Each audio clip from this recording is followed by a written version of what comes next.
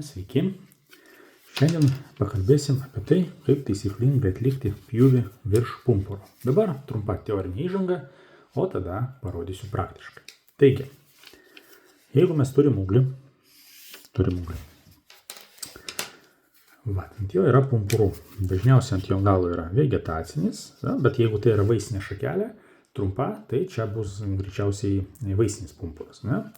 Reiškia, tada mes turim čia pumpurų, o žaliai žymiu aš vegetacinius, o raudonai aš jums žymiu vaisinius pumpurus. Dažniausiai jie taip pasimėtė. Jeigu ūglis yra virš maždaug 40 cm ir daugiau, tai gražiai pasimėtė ir tie pumpurai.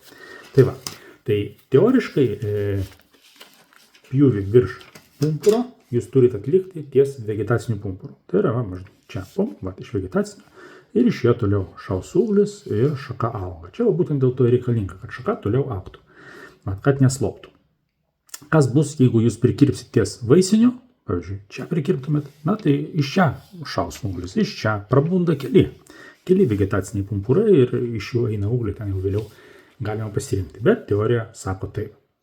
Tačiau stebint filmukus YouTube, kad ir mano filmukus, jūs dažnai matot, kad tiesiog pjaunama yra bet kur. Nežiūrima yra, kur tas vegetacinis, niekas ten nestovi, atidžiai neapžiūrinėja ten tų ūglių, kur čia vegetacinis, kur čia vaisinis, pjauna, bet kaip ir viskas. Tai čia tiesiog yra dėl to, kad nėra problemos su vegetaciniais pumpurais, jų tiesiog yra gana daug. Kiek ant trešnės, ant obels, ant kriaušės, ant persiko, slyva, ten problemos nėra. Nepataikėtės vegetacinių, tai nieko tokio, kaip aš rodžiau, šaus ir iš kitos vietos tas ūglis ir šaka ir toliau tęs savo augimą.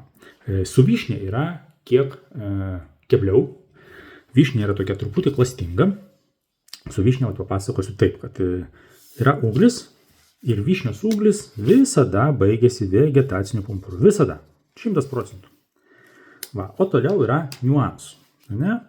Jeigu jis ūglis yra iki 30 cm ilgio, gal ne 30, gal 20 cm ilgio, šoniniai bus vien vaisiniai. Todėl jeigu jūs prikirpsite, pritrumpinsit vyšnį pernykštį prieaugį, ties čia, tokį trumpą dar pritrumpinsit, tikėdamasi, kad jis šakosis, bet jis nesišakos. Šita šakelė nudžius. Nežinau, ar jinai nuderės ir nudžius, bet jinai tikrai nudžius, nes jūs nukirpsit vienintelį vegetacinį pumpurą, šakelė toliau negalės augti ir jinai nudžius. Kai vyšnios ūgliai yra ilgi, daugiau negu 30 cm, 40-50, tai tada ten jau yra ir vegetacinių.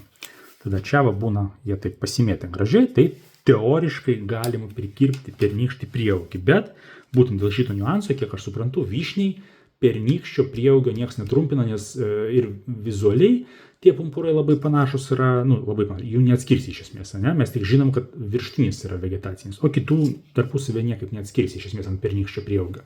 Tai vyšniai paprastai pernykštis prieaugis nėra trumpinamas, o visiems kitiems, jeigu trumpinamas, kaip aš ir minėjau, stengiamasi daryti ties vegetacinių pumpurų, jeigu nežiūrint, tai galima tiesiog kirpti ties kažkokiu pumpuru ir, reiškias, ir vis tiek bus gerai, nes iš kažkokio vegetacinio jis būtinai ten yra ant ūglio ir tikrai šaus kažkoks ūglis.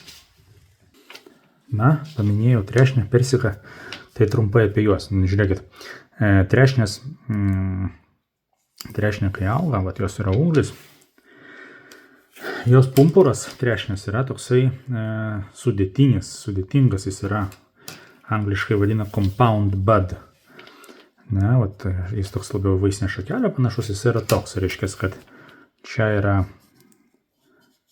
vaisiniai, o jų viduje yra vegetacinis. Tai teoriškai, jeigu aš matau, kad kai kurie genėtojai YouTube atlieka tokį pjūvį, kai čia nėra kur daugiau kirpti, vien yra vaisiniai aplinkoje, jie kerpa taip. Ir teoriškai iš čia turi šauti ūglis. Aš pats tokio pjūvio nesu bandęs, bet teoriškai tai turėtų suveikti. Tai yra teoriškai, gal praktiškai, netgi tai turėtų suveikti, dėl to, kad šitas pumpuras yra vegetacinis, jis skirtas lapams ir ūgliam. Taip yra su trešnė.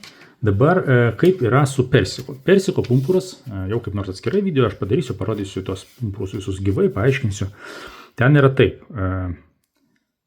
irgi yra toksai sudėtiniai pumpurai. 2 šoniniai yra vaisiniai, jie tokie, matosi, stori, tokie pūkuoti, o vienas toks aštrus, va čia yra vegetacinis, čia yra lapai. Dėl to, pavyzdžiui, jeigu mes turime ūglį, va, tai jeigu mes turime ūglį, va tokį ilgą, ir čia turim, čia, va tokius, reiškia, pumpurus, tai mes galime iš esmės bet kur pjauti ir iš šito, reiškia, vegetacinio eis kitas ūglis. Na, va tokie va dalykai. O dabar pažiūrėkime gyvai, kaip atliekamas šitas pjūvis.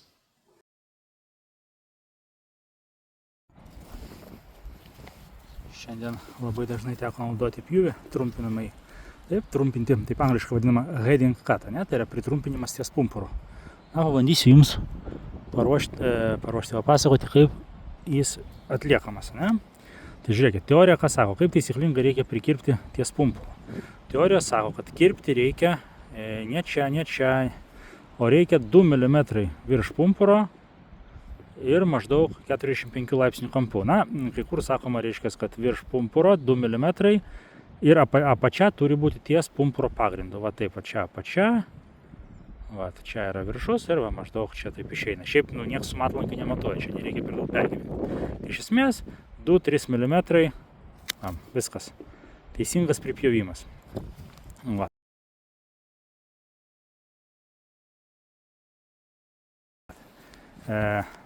Galima va taip padaryti, arčiau truputį. Va, esmė, pumpuro viršaus nepažeisti, dėl to va tie 2-3 mm ir reikalingi, kad jūs, kad kai atliekamas pjūvis, kad nepasižeistų viršus pumpuro ir čiagi pjūvis džius, pjūvis gidžius, ne, ir jeigu jis čia išdžius va šitoj vietai, neįs maistas prie pumpuro ir pumpuras mirs, ne, tai dėl to atsitraukiam.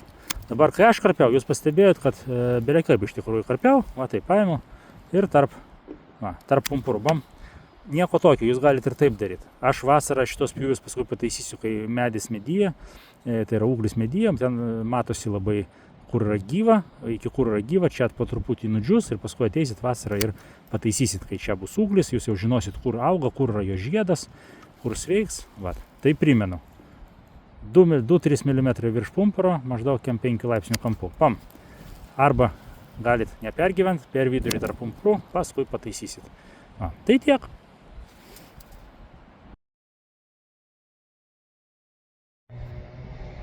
Na, va, štai kas būna, kai prikirpam virš pumpuro, tiesiog tarp pumpurų, ne tos 2-3 mm. Va, tai va toks koliukas lieka, kurį reikia tiesiog pataisyti. Va, tai. Ir viskas bus gerai.